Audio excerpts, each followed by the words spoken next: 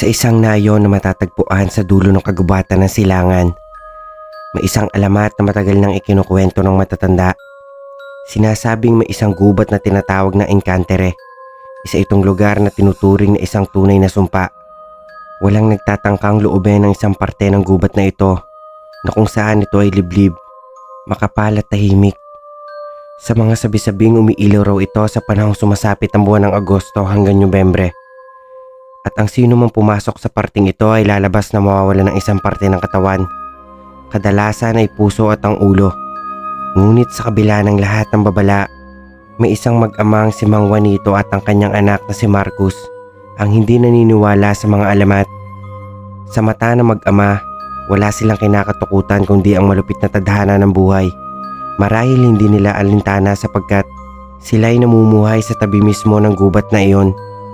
Ang mag-ama ay mang-uukit ng kahoy na matagal na nagbabalik-balik sa mga kagubatan upang kumuha na magagamit sa paggawa ng mga gamit para sa mga mamamayan ng bayan. Ngunit sa gabing iyon, ang kanilang buhay ay magbabago na hindi nila inaasahan. Nangyari ang nakakapanindig balahibong mga pangyayari noong madilim na ang gabi ng Nobyembre. Si Marcus, ang anak ni Mang Juanito, ay hindi makatulog tila ba may bumabagabag sa kanya na hindi niya mawari kung ano.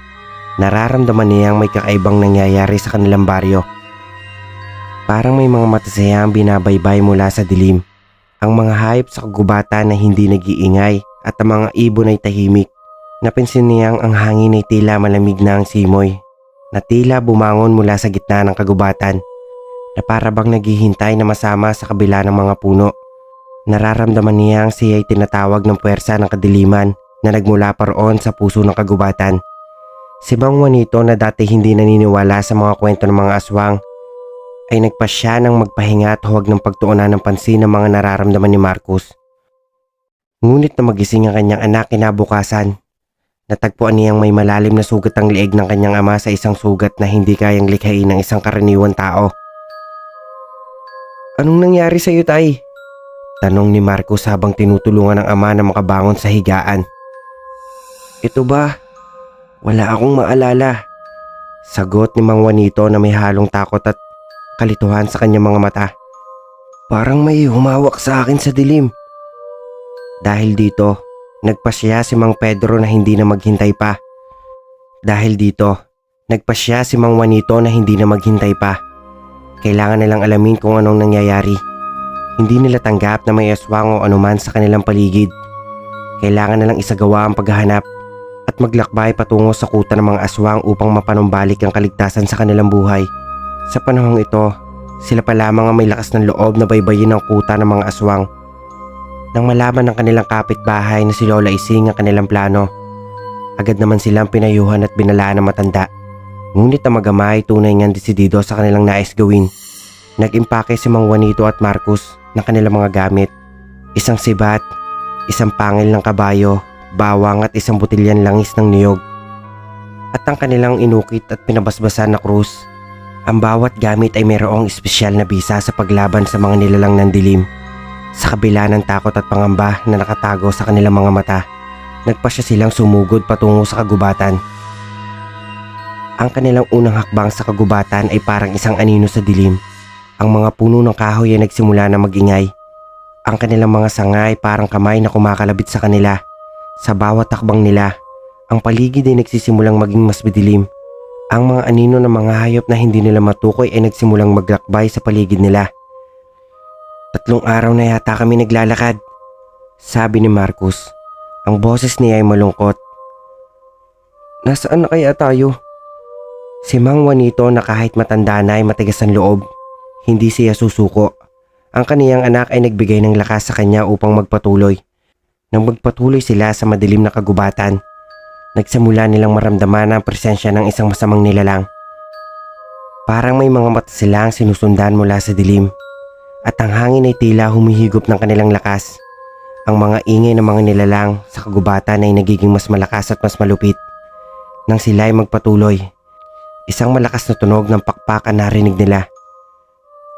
"May sumusunod sa atin," ang bulong ni Marcos na nanginginig ang katawan. Dahil sa takot, ang mag-ama ay nagpatuloy pa. na parang walang nangyayari hanggang sa makarating sila sa isang liblib na bahagi ng kagubatan. Isa ang pook na tila hindi nadadaanan ng araw. Dito nila natagpuan ang kuta ng mga aswang. Ito na yata ang sinasabi nilang puso ng kagubatan ng Encanter eh. Wika ni Mang Juanito. Ihanda mo na mga kailanganin at mga pantaboy natin, Marcos. Agad naman itong sinunod ni Marcos habang patuloy pa ring nanginginig ang kamay niya at palad. Ang kuta ng mga aswang ay isang lugar na hindi kayang ipaliwanag ng kahit sino man. Sa harap nila ay isang may malabughaw na pader ng mist.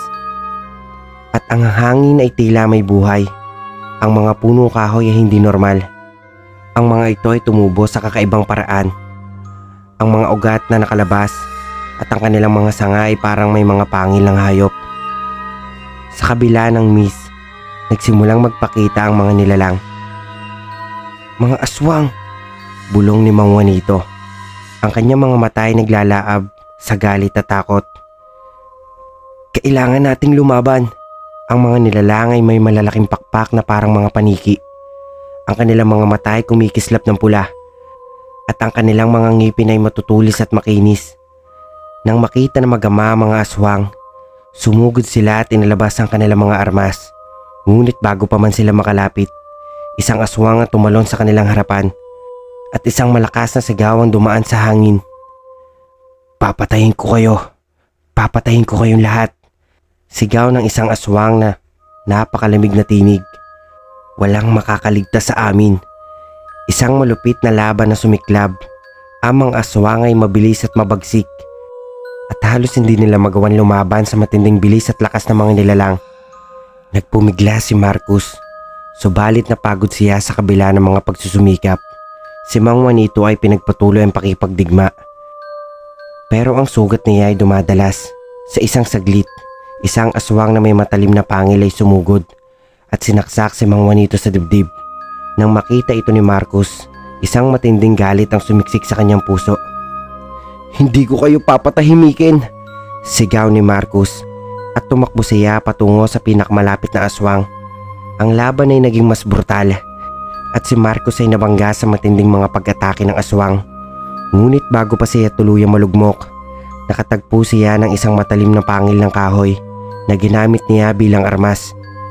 Ibinaon niya ito at sinalo ang pag-atake ng isang aswang sa pamamagitan ng pagdapo ng pangil sa leeg ng nilalang. Ang aswang ay nagtagilid at nahulog sa lupa.